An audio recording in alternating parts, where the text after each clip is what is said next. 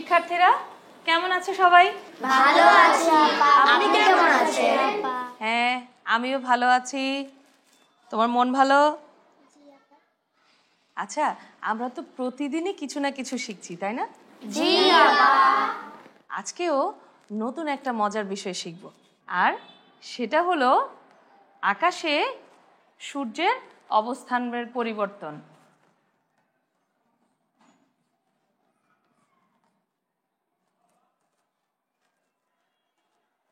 শিক্ষার্থীরা, তোমরা চতুর্থ শ্রেণীতে সৌরজগৎ সম্পর্কে জেনেছো, তাই না? জি আপা। তেমনি আজ আমরা জানব আকাশে সূর্য তার অবস্থান কিভাবে পরিবর্তন করে। তোমরা কি বলতে পারবে দিনের বেলায় সূর্য তার অবস্থান কিভাবে পরিবর্তন করে?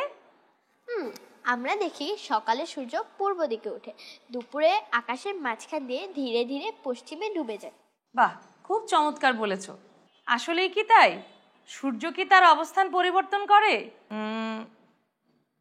সাফি বলবে? আচ্ছা বলো। আমরা তো রোজ তাই দেখি, কিন্তু সূর্য যদি নিজের অবস্থান পরিবর্তন না করে তাহলে আকাশের পূর্ব থেকে পশ্চিমে কিভাবে যায়? আসলে সূর্যকে কেন্দ্র করে পৃথিবী সহ অন্যান্য গ্রহ উপগ্রহগুলো ঘুরছে।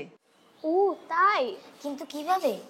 আপা, তাহলে পৃথিবী যখন ঘুরে তখন এমনটা কেন মনে হয় যে যেন সূর্যটা ঘুরছে? খুব ভালো প্রশ্ন। এখন ধরো তোমরা একটা চলন্ত বাসে জানালার পাশে বসে কোথাও যাচ্ছ।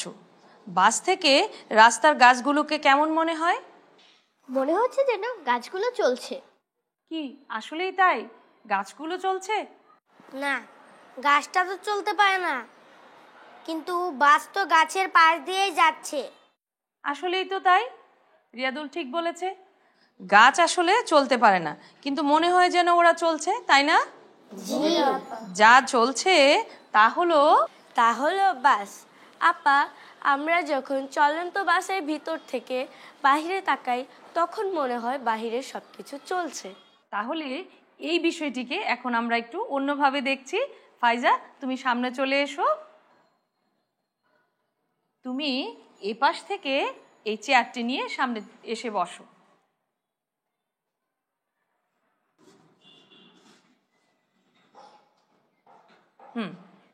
মিম, তুমি একটু সাহায্য করবে, তুমি সামনে চলে এসো।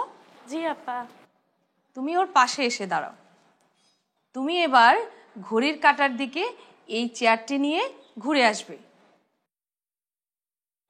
আপা, এইভাবে? হ্যাঁ ফাইজা, তুমি সোজা হয়ে বসো, সামনের দিকে তাকাও। চেয়ারটা যদি ঘুরিয়ে দেই তাহলে মিমকে দেখতে কেমন লাগে?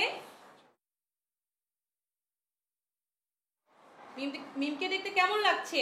আমার মনে হলো মিম যেন ঘুরে গেল এবং ডান থেকে বামে সরে গেল। আচ্ছা মিম, তুমি কি ঘুরেছিলে? না তো আপা, আমি তো এখানেই দাঁড়িয়েছিলাম। তোমাদের দুজনকেই ধন্যবাদ। আচ্ছা ফাইজা, তুমি চেয়ারটি রেখে আসো, যাও দুজনেই গিয়ে জায়গায় বসো। আমরা যখন চলন্ত বাস থেকে দেখি আমাদের কি মনে হয় যেন উল্টো দিকে রাস্তার পাশের গাছগুলো দৌড়ে চলে যাচ্ছে, তাই না?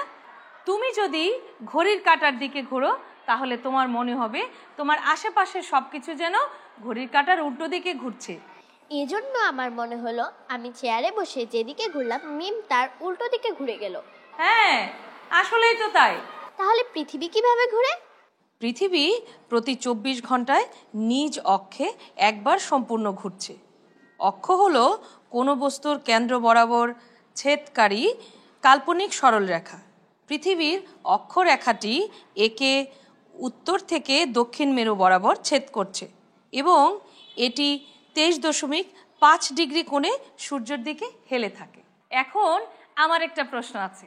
আচ্ছা বলো তো, আমাদের মনে হয় সূর্য পূর্ব দিক থেকে পশ্চিম দিকে যাচ্ছে, তাই না? জি আপা। বলো তো পৃথিবী কোন দিক থেকে কোন দিকে যাচ্ছে? চারপাশে সবকিছুকে আমি যখন দেখি আমার মনে হয় সবকিছু আমার উল্টো দিকে ঘুরছে। তাহলে ফাইজা বলো। পশ্চিম থেকে পূর্ব দিকে। বাহ, চমৎকার, একদম ঠিক বলেছ। আমাদের মনে হয় সূর্য পূর্ব দিক থেকে পশ্চিম দিকে যায়, তার কারণ হলো পৃথিবী তার অক্ষ বরাবর পশ্চিম থেকে পূর্ব দিকে যায়। সূর্য আসলে তার অবস্থান পরিবর্তন করে না। সূর্য পূর্ব দিক থেকে পশ্চিমের দিকে চলছে বলে মনে হয়, কারণ পৃথিবী পশ্চিম থেকে পূর্ব দিকে ঘুরে।